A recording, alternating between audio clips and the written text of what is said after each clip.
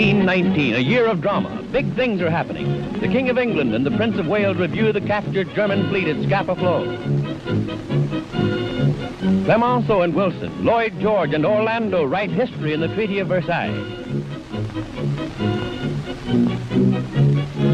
Rough Rider Theodore Roosevelt, that great advocate of Americanism, has gone to his last rest. In the world of sport, Babe Ruth, the home run king, is sold by the Red Sox to the Yankees for a fabulous sum. But 1919's big moment is about to take place. A heavyweight championship match between Jess Willard and the comparatively unknown Jack Dempsey. That's news, big and exciting news. And the man responsible for it is promoter Tex Rickard, the silent adventurer from Alaskan mining camps and South American pampas with his genius for ballyhoo and publicity. In Dempsey, he has a sensational young tiger with amazing speed and two murderous hands. In Willard, the biggest man to hold the title under Marquis of Queensberry rule, Jess has the muscles of a wrestler and the sheer power of a raging bull when his temper's aroused. He stands 6 feet 6 inches in height and weighs 240 pounds. His great arching chest measures 56 inches. Though half a foot taller and 50 pounds heavier than his rival, the tall pine of the Potawatomi is rated only a 5-4 favorite over the Manassas Mauler. The big fight begins in just a moment. The 70,000 spectators pack around the ring in the blistering sunshine. The championship belt of gold and silk is paraded for all to see, symbol of every heavyweight king from John L. to Willard himself. Gloves have been brought out now and fitted to their big-boned hands. The referee, Ollie Ficord, calls Willard and Dempsey from their corners for instruction. Now you can see what a difference there is in their size. Though a great athlete, the bronze challenger seems almost puny next to the giant he's about to fight. They listen quietly, almost without interest, to a story they know by heart. Sweat beating shoulders and foreheads. The crowd waits tensely. Who'll win? Willard with his fine jab and smashing uppercut, or Dempsey with his speed and the best left hook of all time? Round 1 coming up. The timekeeper jerks his bell cord. Somehow it jams, and Willard doesn't hear the faint sound over the excited yelling. He pauses, looks around, puzzled, doubtful. Say, what's going on around here anyhow? Where's the bell? There it is. So the big fight begins, and Big Jess moves easily into action. The mahogany-hued Dempsey circles, moving in and out with cat-footed quickness. The champion wants to keep Jack at long range with his poking left jab, but Dempsey won't let him do it. He's never still for an instant, bobbing and weaving around. It looks like a test of speed against power, and Willard has no chance to get set against Dempsey's speed. At such a pace, there's a lot of missing and a lot of clinching. It's bound to be that way, but it's only a warm-up so far. Each is trying to figure out the other's defense, to open him up, nail him with a punch. The challenger crowds keeps on crowding. The instant he's in the open, he moves back again. His left whips in tirelessly and often. The blows miss or graze Willard. Dempsey hasn't the range yet. Jess holds whenever he can, but that's Jack's meat. Nobody's strong enough to tie him up for long, and trying to hit him is like trying to hit a sunbeam that moves away. Dempsey's hands are in motion all the time. Willard tries to block with gloves and forearms and elbows, but he's compelled constantly to retreat. What else can he do against the endlessly moving little man? And when you're going away, you can't do much damage yourself. A champion is supposed to make the fight, but try as he will, it's far beyond Big Jess. But he hasn't been hurt yet. For all the charging, for all the blows, the tall pine has suffered no injury. He's clever, knows how to handle himself, and in spite of his great size, he moves around quickly and gracefully. No, the little man won't get him. They maneuver around the center of the ring. Now watch. There's that big left, and Willard's down. Up. Sure he's up. Dempsey heard him along the rope, beating away with both hands. There's that left again, and Willard's on the floor for the second time. The champion's dazed, groggy, but he's game. He's up again. The fist drumming on him. And down he goes. Falls along the floor like a wounded animal, crouching with his back half turned as he arises.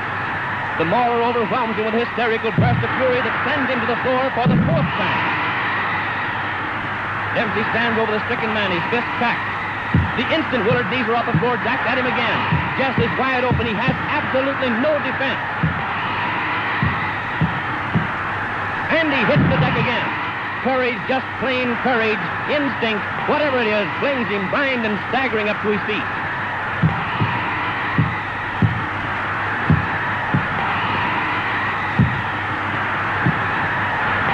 Willard reels around the ring, powerless, with Dempsey pumping rights and lefts into him. Clear across the opposite corner, and there he's taking it again. How can the man stand it? And there he falls, his gloved hand feeling for the rope, trying to hold himself up. Then, painfully, he drags his racked body to a half-erect position. But a right smashes into his side. Other rights crash to the head, and Willard collapses into a sitting position, dazed and helpless, after the most murderous beating a man ever took in the ring. And there's the bell. But no one hears it. Dempsey turns away. He seems doubtful, puzzled.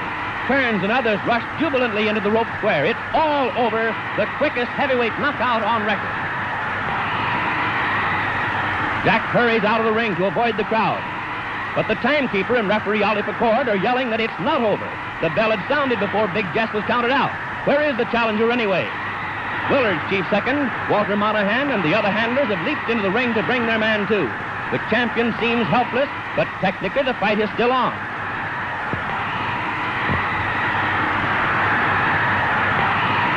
Doc Kearns rushes to the rope. Jack, hey, Dempsey, come back, come back. 1-2, and the bell sounds again. Amazingly enough, Willard rises for the second round. Beaten as no man ever has been, he advances into Dempsey's raging fist. He jabs as though any jab could keep that tiger away from him. With all his wearied, broken body, Jess does his best to keep going. Why? It's no use. He hasn't a chance. But there's the tradition of all champions behind him. He has to fight even when he has nothing left to fight with. Jess may not have been a great champion, but no braver man ever laced on a pair of gloves. If he quit under punishment, no one would blame him. It's courage, nothing but magnificent courage that's holding him on his feet. No matter what he does, he can't get away from that tiger who's stalking him. His arms and legs are heavy with exhaustion. Salt sweat burns the gashes Dempsey's fists have opened. When Jack bores in and hits him, drives him around the ring, he can't muster enough strength for a dangerous punch in return. The seconds and minutes are ticking by faster and faster. There isn't much time left in the round. If he's to get his KO before the bell rings, he'll have to do it in a hurry. But Willard's only thought is to protect himself, and weak and tired as he is, it's no cinch to get him set for the finishing punch, even when he's driven helplessly back against the rope. He wobbles about and clinches, does his best to save himself from his relentless foe. There are only a few seconds remaining now. No chance for a finishing blow. It's too late. Mahler spins the champion around out there in the center of the ring. But there's the bell, and referee Picord sends his men to the corner. Round 3, and at the start of the third, there's no easing up in Dempsey's attack. His left hook still thunders. In the clinches, Willard is no longer strong enough to make even a pretense of blocking the uppercuts that shake and hurt him. Still, the clinches are the only sanctuary left him. Out in mid-ring, he's helpless. He's lost all coordination between brain and hand. His efforts are pitiful. He was big and good-looking and smiling when he came into the ring. Now he's a lurching, tottering wreck of a man. Dempsey beats at him, in the body, shifting his attack for a moment from that pitiful face. A new champion's being born here, born in the torrid heat among the yells of 70,000 spectators, born in blood and effort and pain. It's bad for Willard, taking the hammer blows of the ring's greatest puncher, but it's no picnic for the man who's winning either. His lungs strain, his heart beats in his throat, his arms are like lead, but still he carries on that deadly attack. He pours leather at the giant who should have gone down long ago, who would have gone down, but for the heart of a lion and the endurance of a buffalo. Even the spectators are beginning to flinch at the sight. This is no fight, it's a slaughter, a massacre. Big Jess has no more chance than a babe in arms. Look at the heavyweight champion of the world. His face is pounded almost to a pulp. His tired, dazed eyes peer through a mask of blood. It's dripped down over his body, stained his trunk, spotted his legs. Even Dempsey's smeared with the sanguinary fluid. Each time the Mauler goes into the clinch, he gets more of it. Why doesn't the referee stop it? Why? But Ollie Picord comes from the old school. There's only one way for a champion to finish, they say, and that's on his back.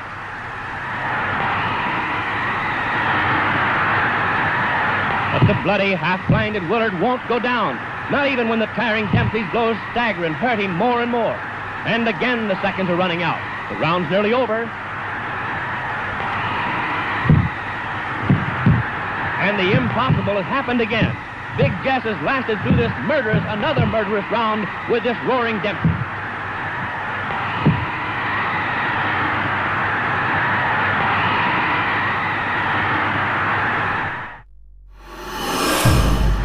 coming up for round 4, but Willard can't come out for the 4th round. His nose and cheekbone are fractured, ribs broken, half a dozen teeth knocked out, and he's hardly strength enough to rise and shake hands with his conqueror. In this most unusual of fights, an idol has been born. Dempsey the Mauler. Unusual, every second of it. The bell failed to sound clearly at the start. The champion was knocked down 7 times in the first round. The challenger left the ring and had to be called back. Willard lost his title while sitting in his corner. Every minute is crammed with drama, as the ring is now with yelling, excited men. Dempsey's in everyone's minds and hearts. Dempsey the killer, Dempsey the champion. They'll see him in action for 8 flaming years to come.